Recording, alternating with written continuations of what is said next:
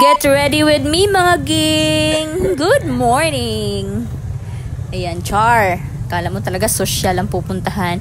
So, yun nga mga ging, good morning sa inyong lahat, sa mga nakakanood sa aking mini vlog. So, nandito tayo ngayon sa wet market ng Calamba City, Laguna. So, ayan. So, dahil nga, nag-crave tayo ng mixed seafoods. So, syempre, bibili tayo ng mga seafoods dito sa wet market ng Calamba. So, ayan nga mga ging, kasama ko ngayon dito si Atara. Kasi nga, galing kami sa paghatid kay Ate Bella sa school. So, ayan, sabi ko nga sa asawa ko, dumaan muna kami dito sa, sa wet market ng Calamba para bumili ng, ng mga seafoods. Kasi, noong nakaraang araw, may nakita akong nagmumukbang ng mixed seafood. So, medyo matagal-tagal na din hindi ako nakapag-mixed seafoods mga ging. Kaya sabi ko sa kanya, Daddy, dumaan tayo ng wet market. Gusto kong bumili ng ng seafoods.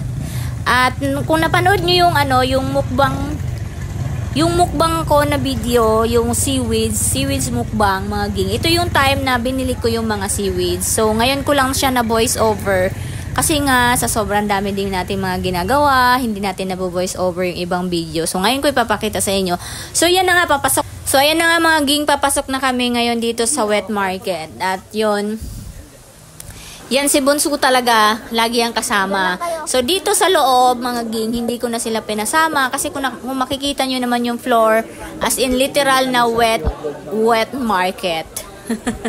Tapos, ayan na nga mga ging, bumili na ako ng unang binili ko ay lato sa halagang 50 pesos at saka bumili din ako ng tahong na 1 kilo, 80 pesos lang yung kilo. Tapos bumili na din ako dito ng hipon. So ang kilo ng hipon, ang 1/4 ng hipon nila dito ay 100, 115 and 110.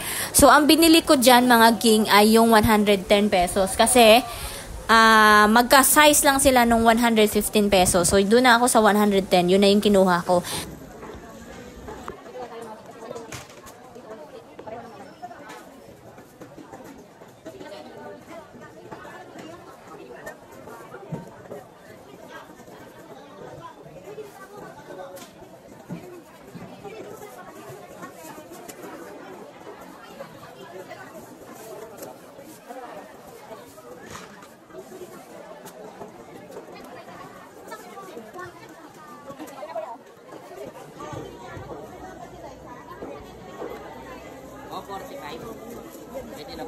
So mga ging, 145 pesos nga ang nabayaran natin sa sa shrimp na yan. So pwede na din yun. Actually masyado ng marami nga din yun eh. Kasi ako lang din naman ang kakain ng mixed seafoods mga ging. Sila naman kasi hindi sila kumakain.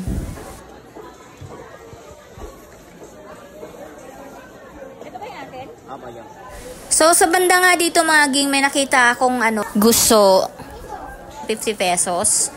At saka, bumili din pala ako mga ging dyan ng bangsi. Kung alam niyo yung bangsi, mga ging, sa Bisaya kasi bangsi yan, hindi ko alam sa Tagalog kung onsa na nga isda. Ayan. Naalala ko dati mga ging na pag pumupunta kami ng palengke ng tatay ko, palagi niyang binibili yung bangsi. Tapos, ang niluluto niya dyan, paano niya niluluto yan? Nilalagyan niya ng ng kamatis, ng sibuyas, ng dahon ng sibuyas, kamatis, tas sibuyas. Tapos, luya, tas lagyan niya ng malunggay. Kung meron ding mga talong sa amin, sa paligid-ligid ng bahay namin sa probinsya. So, marami kasi kami mga gulay, mga ging doon sa probinsya namin. So, punong-puno kami ng gulay doon sa gilid ng bahay namin. So, andun na nga lahat mga ging eh. May durian kami, meron kaming, maalala ko lang kwento ko lang sa inyo. Meron kaming durian, meron kaming langka. Ang laki-laki ng puno namin na langka dyan mga ging sa bahay namin sa probinsya. Tapos, ang sarap-sarap ng buko. Tapos meron pa kaming atis mga ging. Alam nyo ba, every morning, magmadali ako gumising mga ging para makyat sa puno ng atis. Tapos doon ako sa taas magkain-kain mga ging. Sobrang sarap ng atis namin kasi ang tamis. Tapos iba yung atis namin sa probinsya mga ging. Ang atis namin doon yung malalaki. Kasi dito, nakita ko dito sa Laguna, yung atis nila maliliit. Tapos hindi masarap. Doon kasi yung atis namin, juicy talaga siya mga ging. As in, pagka nahinog siya sa puno. Ang sarap talaga. Yun na lang ang kinakain ko.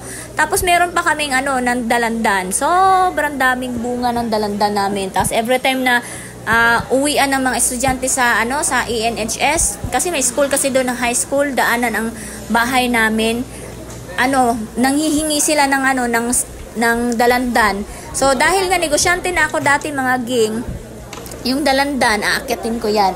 Tapos magbebenta ako diyan sa tabi ng kalsada para magkapera ako. Tapos yun, bumibili din naman ng mga estudyante mga ging. Tapos meron din kaming mga santol.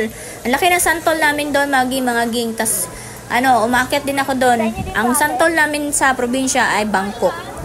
So, naikwento ko lang kasi nga dito kasi halos lahat. So, lahat dito binibili ultimo yung yung malunggay binibili. Doon sa amin sa probinsya, hindi na siya kukuha ka lang sa tabi ng ng daan or diyan sa tabi-tabi namin, marami doong malunggay. Kaya naalala ko talaga sarap po manirahan sa probinsya. Kasi parang yung cost of living niya ay hindi ganun kataas. Dito sa Manila, sa Joseph, ang 1,000 mo mga ging, parang isang daan na lang ngayon. Tignan mo yung binili ko. Busta agad yung 1,000 ko dyan. Diba, ang budget ko lang sa cravings ko ay 500 pesos. Ubus yung 2,000 mga ging. Adoy.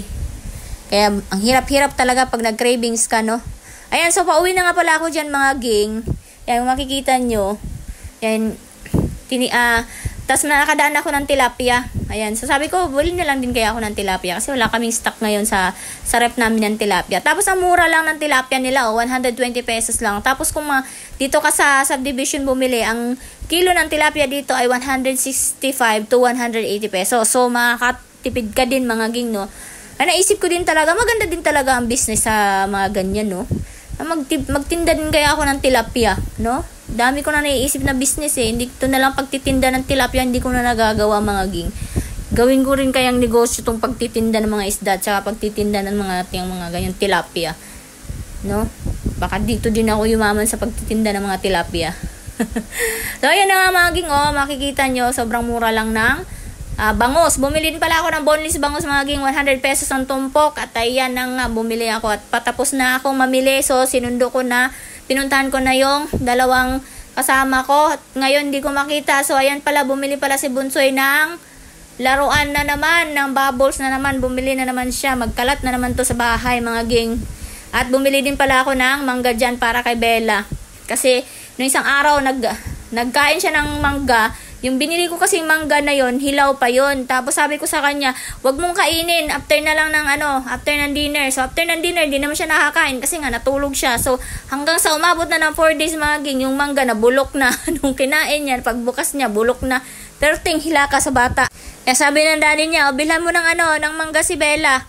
Ayan, binilhan ko na nga ng mangga mga ging, 130 pesos kilo. So, ang bayaran ko dyan ay 150 pesos. Bumili na nga din ako ng kalamansi. Galit pa dyan si kuya. Kasi sabi ko, bakit bulok na yung kalamansi mo kuya? Tapos binibenta mo pa. Tapos sabi niya, bibili ka ba talaga? Sabi ko, bibili na lang ako. Sabi niya, pinalitan ko na nga na hindi bulok. Pastilan na lang yun. Pinalitan na lang daw niya na hindi bulok kasi nga, nagreklamo daw ako. Kung hindi ako nagreklamo, bulok din ay bibigay sa akin ni kuya. Pastilan. So, ayan na nga. So, pagdating ko nga ng bahay, mga gang, niluto ko na yung mixed seafood sa agad-agad, no? Para makakain tayo. At ako'y gutom na din talaga.